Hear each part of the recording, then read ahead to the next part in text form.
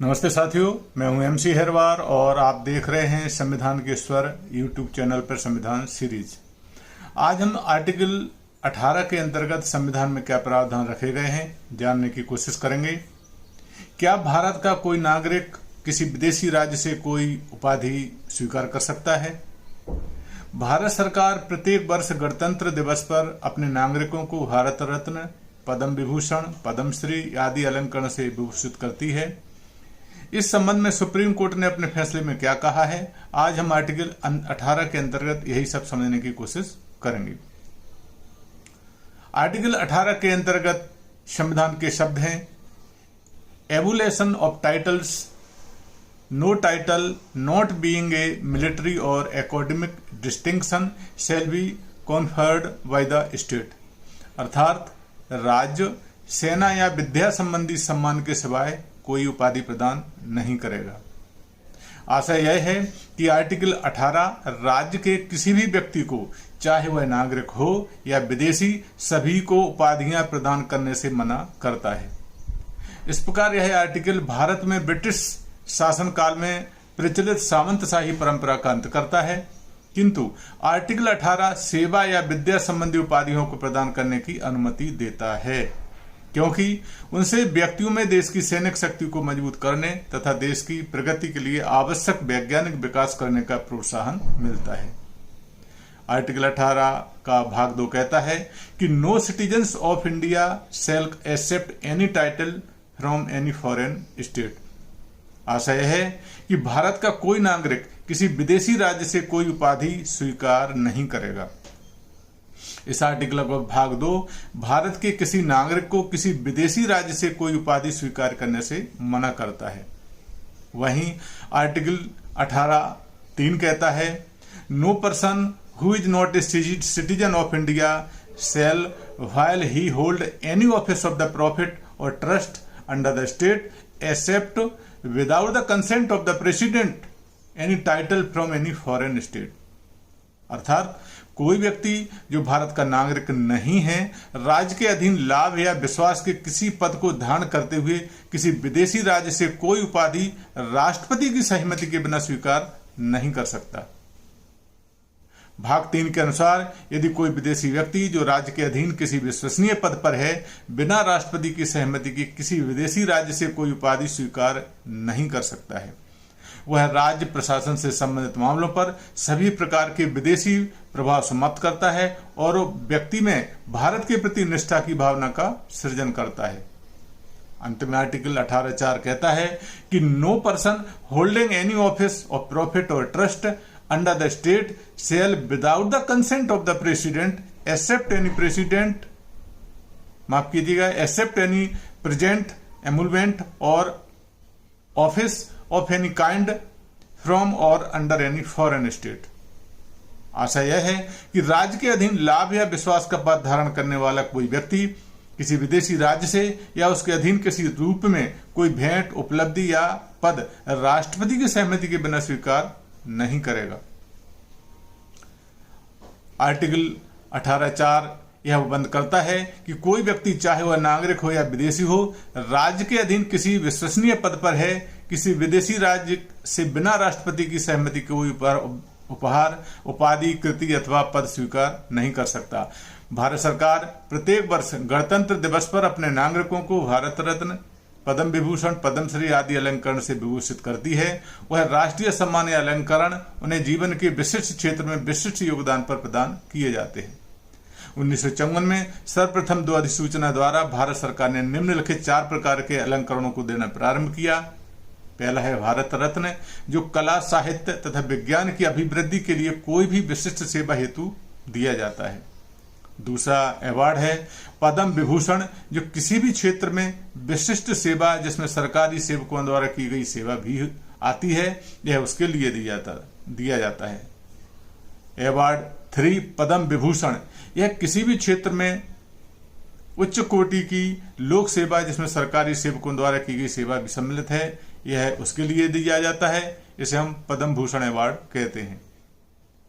अगला है पद्मश्री अवार्ड, यह किसी भी क्षेत्र में विशिष्ट सेवा जिसमें सरकारी सेवकों द्वारा की गई सेवा भी सम्मिलित है, यह उसके लिए दिया जाता है।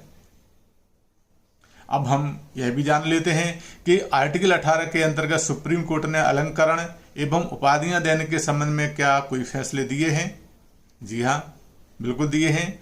और यह प्रकरण है Balaji Raghavan versus union of India 1996 SCC 361।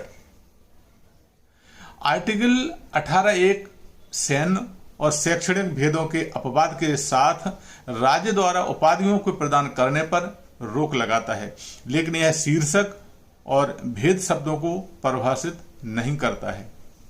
Article 18(1) के विधायी इतिहास के लिए अदालत का हवाला दिया और कहा कि संविधान के निर्माताओं का इरादा भारतीय नागरिकों को विभिन्न पदक प्रदान करने के लिए अंग्रेजों द्वारा अपनाई जाने वाली प्रथा को समाप्त करना था, क्योंकि इससे पूर्व के लोगों की अवमानना हुई थी। इस प्रकार विधायी आशय को प्रभावी बनाने के लिए शीर्षक शब्द को व्यापक संभव अर्थ दिया जाना चाहिए। इस नियम का एकमात्र अपवाद सैन्य और शैक्षणिक भेद है और इसका स्पष्ट रूप से उल्लेख किया गया है, इसलिए यह इस प्रकार की अन्य सभी भेद निहित रूप से निषिद्ध हो।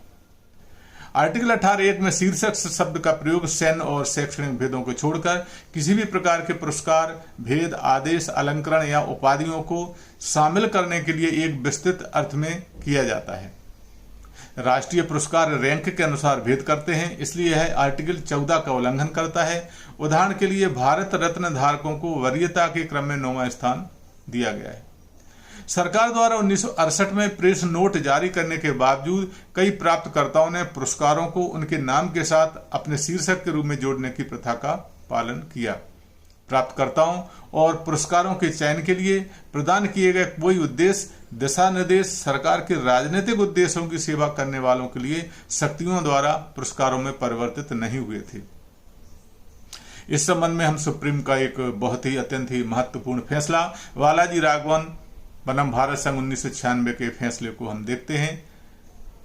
उच्चतम न्यायालय ने यद्यपि राष्ट्रीय अलंकरण, पद्म विभूषण, पद्मश्री के प्रदान किए जाने की केंद्रीय सरकार की शक्ति को संवैधानिक घोषित इस प्रकरण में जरूर किया है, किंतु सुप्रीम कोर्ट ने साथ में यह भी कहा है कि सरकार उक्त अलंकरण के प्रदान करने में पर्याप्त नियंत्रण लगाने में विफल रही है। इस मामले में पिटीशनर ने न्यायालय से ऐसे अलंकरण को देने से सरकार को रोकने की प्रार्थना की थी।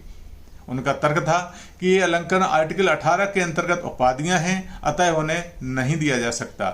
उच्चतम न्यायालय ने आर्टिकल 18 के अंतर्गत प्रयुक्त उपाधि के अंतर्गत उपाधि नहीं है और उनका किसी व्यक्ति द्वारा अपने नाम के पहले या पीछे प्रयोग नहीं किया जा सकता कहा। सुप्रीम कोर्ट के 5 जजों की बेंच ने कहा कि तीनों को देने के लिए मार्गदर्शक सिद्धांत दिए गए हैं, वे विस्तृत, अनिश्चित और दुरुपयोग किए जा सकते हैं। न्यायालय ने सुझाव दिया कि प्रधानमंत्री द्वारा या राष्ट्रपति से परामर्श करके एक उच्च शक्ति समिति नियुक्त की जाए, इसके सभी पहलुओं पर हम जांच करें। न्यायालय ने स्पष्ट किया कि ऐसे अलंकरण की संख्या सीमित होना चाहिए। न्यायमूर्ति कुलदीप सिंह ने अपने निर्णय में इस अलंकरण के दुरुपयोग की ओर ध्यान दिलाया और कहा कि इससे कई व्यापारियों और उद्योगपतियों तक को भी अलंकरण दिया गया है जिन्होंने राष्ट्र हित में कोई योगदान नहीं दिया। इन अलंकारों के प्रदान करने की वर्तमान प्रक्रिया त्रुटिपूर्ण है। न्यायमूर्ति कुलदीप सिंह जी ने कहा कि और सुझाव भी दिया कि प्रधानमंत्री राष्ट्रपति की सलाह से राष्ट्रीय स्तर पर एक समिति की स्थापना करें जिससे लोकसभा के स्पीकर भारत के मुख्य न्यायमूर्ति और विपक्ष का नेता हो। इस प्रकार राज्य स्तर पर समिति बनाई जाए। यह समिति उस व्यक्तियों के नामों की सिफारिश करे जिनका राष्ट्रीय समिति अनुमोदन करे और समिति की सिफारिशों को प्रधानमंत्री और राष्ट्रपति द्वारा अनुमोदित होना चाहिए। उक्त निर्णय इस अलंकरण के अवमूल्यन को रोकने में सहायक होगा। आर्टिकल 18 का उल्लंघन करने वालों के लिए संविधान में किसी दंड का प्रावधान नहीं है। यह आर्टिकल के निर्देशात्मक है और आदेशात्मक नहीं है, किंतु संसद को सदन में उपबंध बनाकर इन उपबंधों का उल्लंघन करने वालों के लिए दंड का प्रावधान करने की पार्लियामेंट को पूरी शक्ति दी गई है। संसद ने अभी तक इस प्रकार की कोई बात नहीं की है। तो संविधान के आर्टिकल 18 की यह एक महत्वपूर्ण जानकारी थी जो आपकी ओर प्रस्तुत की गई है। साथियों, यह वीडियो आपको अच्छा ही उपयोगी लगा हो तो कृपया संविधान के स्वर यूट्यूब चैनल को लाइक करें, सब्सक्राइब कर बेल आइकन पर बटन दबाएं जिससे आने वाले वीडियो के नोटिफिकेशन आप तक पहुंच सकें तथा साथ में हमें बॉक्स में कमेंट भी दें। एक बार पुनः आपके समक्ष आर्टिकल 19 के साथ उपस्थित होंगे। तब तक के लिए धन्यवाद, नमस्कार।